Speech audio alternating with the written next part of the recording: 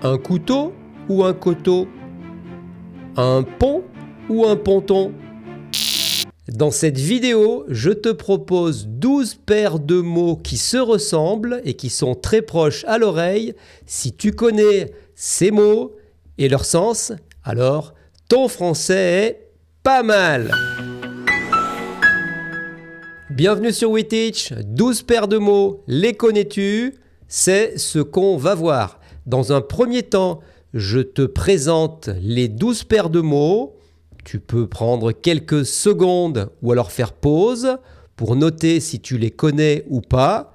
Et une fois que je t'ai présenté ces 12 paires de mots, je reprends chacune des paires et je t'explique le sens de chaque mot. Tu es prêt? C'est parti! Première paire de mots, un pont ou un ponton. Un pont ou un ponton.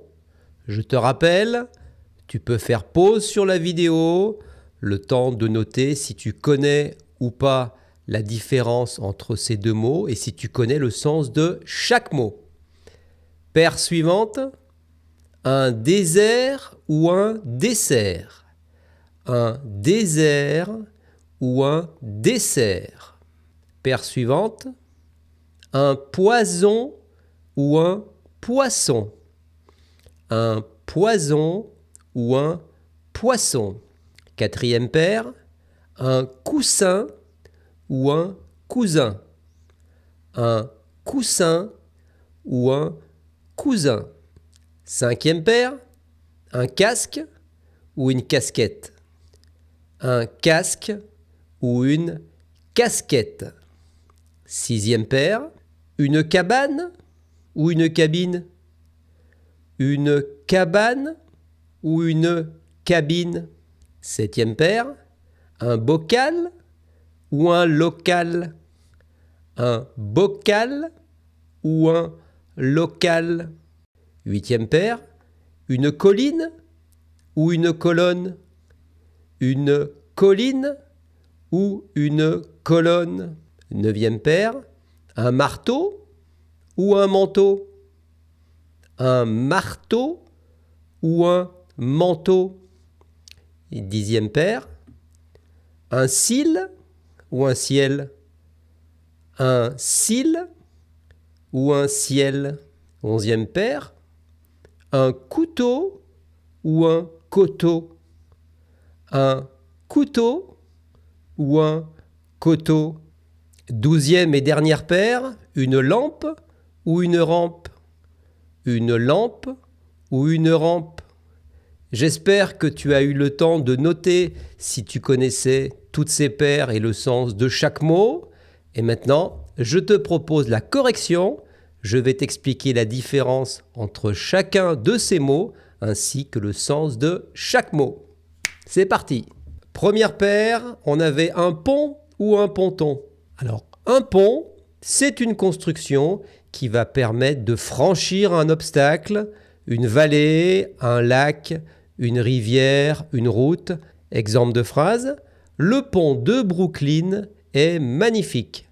Le pont de Brooklyn est magnifique. On voit ici très bien le pont. En revanche, un ponton, c'est une construction le plus souvent en bois. C'est une avancée sur un espace d'eau assez calme, comme un lac ou alors à la mer. Et le ponton va servir notamment à amarrer les bateaux. Amarrer un bateau, c'est-à-dire l'attacher. Tu vois, on appelle cela les amarres en français. Hop, hop, hop, hop. On fait une petite pause. La vidéo te plaît? Tu la trouves intéressante? Tu apprends de nouveaux mots? Si c'est le cas, pense à laisser un like. C'est important pour la chaîne. Et si ce n'est pas déjà fait, abonne-toi à WeTeach et pense à activer la cloche. Ainsi, tu seras averti à chaque fois que nous mettrons en ligne une nouvelle vidéo pour apprendre le français. Et regarde juste en dessous en description, nous avons écrit 2 liens réservés à notre audience pour vous permettre de profiter de belles réductions sur 2 plateformes pour apprendre le français. Il s'agit de Rocket French et de Talkpal AI. Alors regarde vite, c'est juste en dessous. Allez, on continue. Paire suivante, un désert ou un dessert? Un désert, c'est une immense étendue de sable. Exemple, le Sahara est le plus grand désert du monde. En revanche, un dessert, c'est un plat que tu vas manger à la fin du repas, le plus souvent un plat sucré. Exemple, j'adore ce dessert à la glace. J'adore ce dessert à la glace. Troisième paire, un poison ou un poisson. Un poison, c'est une substance qui est toxique pour l'organisme. Exemple, attention, cette substance contient du poison. C'est souvent dangereux le poison. Et en revanche, avec 2 S, cela fait un poisson. Et un poisson, tu connais, c'est l'animal qui vit dans l'eau. Ce poisson a de belles couleurs. Quatrième paire, un coussin ou un cousin. Un coussin, c'est un objet qui est molletonné, dans lequel il y a de la mousse ou peut-être éventuellement des plumes, qui va servir à t'appuyer, à t'accouder, et on trouve les coussins souvent sur des canapés. Exemple, ce coussin va bien sur mon canapé. En revanche, un cousin, c'est une personne de ta famille. Si par exemple tu as un fils et que ton frère ou ta sœur ont également un fils, ces 2 personnes vont être des cousins. Un cousin. Exemple, tu joues souvent avec ton cousin. Un casque ou une casquette. Un casque, c'est un objet qui va protéger la tête lors d'une activité à risque, comme la moto, le ski, l'alpinisme, etc. Ce casque de moto le protège bien. Alors qu'une casquette ne va pas protéger ta tête d'un choc, mais va protéger ta tête du soleil. Et sur une casquette, il y a une visière. Il a posé sa casquette sur la table. 6e paire, une cabane ou une cabine. Une cabane, c'est une petite construction en bois, toute simple, dans laquelle éventuellement on peut dormir, comme tu vois sur l'image, ou alors c'est très petit et ça va servir à entreposer du matériel. Une cabane. Paul dort dans sa cabane en pleine nature. Alors qu'une cabine, c'est encore plus petit. Sur l'image, tu vois, ce sont des cabines au bord de la plage pour se changer. De même que dans les magasins, pour essayer des vêtements, il y a des cabines d'essayage. C'est également un petit espace pour se changer. Tu peux te changer dans la cabine. 7e paire, un bocal, un local. Un bocal, c'est un récipient, un contenant qui va accueillir différentes choses, de la nourriture ou alors autre chose.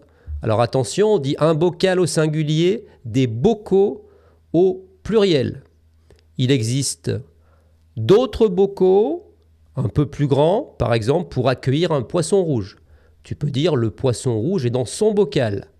En revanche, un local, c'est une surface, un espace fermé dans lequel tu vas pouvoir exercer une activité, par exemple un magasin, ou alors entreposer de la marchandise.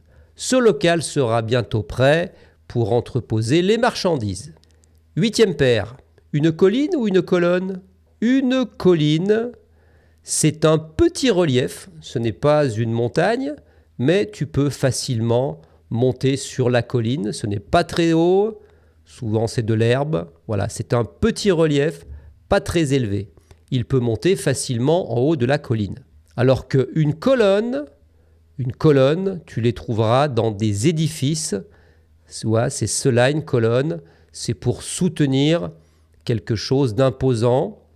Exemple, ce temple grec a de belles colonnes. Et à l'époque des Grecs, ils utilisaient beaucoup des colonnes pour soutenir certaines architectures. Exemple, ce temple grec a de belles colonnes. 9e paire, un marteau ou un manteau ? Un marteau, c'est un outil qui va servir à planter des clous. Le marteau est souvent utilisé par le menuisier qui travaille le bois. Il plante un clou avec un marteau. En revanche, un manteau, c'est un habit long que tu vas porter quand tu vas sortir dehors pour recouvrir tes vêtements. On porte souvent un manteau en hiver.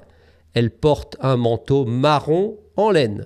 10e paire, un cil ou un ciel? Alors les cils, ce sont ces poils qui sont sur le haut de la paupière ou alors sous l'œil, tu vois, et les cils servent à protéger l'œil. Exemple, Sophie maquille ses cils. Ce sont les cils. Alors que le ciel, c'est ce que tu vois quand tu lèves la tête et tu es dehors. Le ciel est bleu aujourd'hui. 11e paire, un couteau ou un couteau? Pas facile un couteau. Un couteau, je pense que tu connais, c'est un objet qui sert à couper, à trancher la nourriture ou autre chose. Exemple, ce couteau coupe bien. En revanche, un coteau, c'est le flanc d'une colline. En général, on parle de coteau ensoleillé. Les vignes sont plantées sur un coteau ensoleillé. C'est le versant d'une colline. 12e paire, une lampe ou une rampe? Une lampe, tu connais, c'est un objet qui sert à éclairer. On trouve souvent des lampes sur les bureaux ou alors au chevet d'un lit pour lire le plus souvent. Ma lampe de bureau éclaire très bien. Alors qu'une rampe, c'est ce que tu vois là. Cela sert à se tenir quand tu montes ou descends les escaliers. Tiens-toi bien à la rampe des escaliers pour ne pas tomber.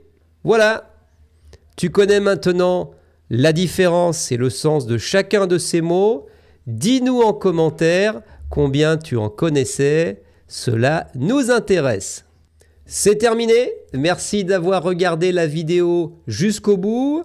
Si tu as trouvé cette vidéo intéressante, n'oublie pas de laisser un petit like, c'est important pour la chaîne. Et si ce n'est pas déjà fait, abonne-toi à WeTeach et pense à activer la cloche. Ainsi, tu seras averti à chaque fois que nous mettrons en ligne une nouvelle vidéo pour apprendre le français. Merci et à bientôt sur WeTeach. Salut!